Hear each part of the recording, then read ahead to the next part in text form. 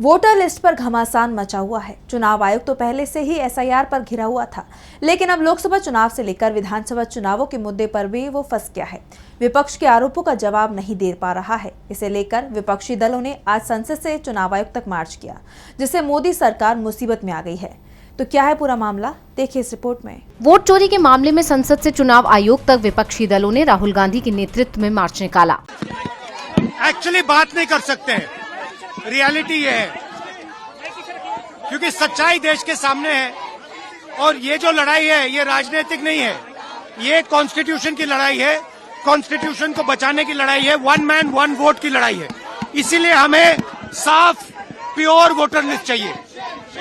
चुनाव आयोग की तरफ से भी विपक्ष के 30 सांसदों को 12 बजे मिलने के लिए बुलाया गया था।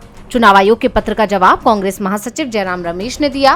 कहा कि सांसद 11:30 बजे से शांतिपूर्ण तरीके से मार्च निकालेंगे, फिर मुख्य चुनाव आयुक्त से मिलेंगे, एसआईआर और वोटर लिस्ट को लेकर चुनाव आयोग से सवाल जवाब करेंगे। लेकिन विपक्ष के सांसदों को दिल्ली पुलिस ने आगे ही नहीं बढ़ने दिया। संसद परिसर में ही उन्हें रोक दिया गया। पुलिस सभी सांसदों को हिरासत में लेकर संसद मार्ग थाने ले गई और तब तक थाने में रोक के रखा जब तक चुनाव आयोग से मुलाकात का समय नहीं निकल गया। इसके बाद विपक्ष की तरफ से सवाल किए जा रहे हैं कि किसके इशारे पर राहुल गांधी और विपक्ष के सांसदों को चुनाव आयोग जाने से रोका गया। कांग्रेस नेता मल्लिकार्जुन खड़गे ने भी ये सवाल संसद में उठाया, लेकिन खड़गे की आवाज को भी अनसुना कर दिया गया।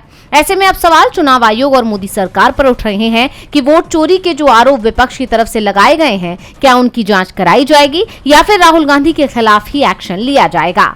डीवी लाइव की रिपोर्ट।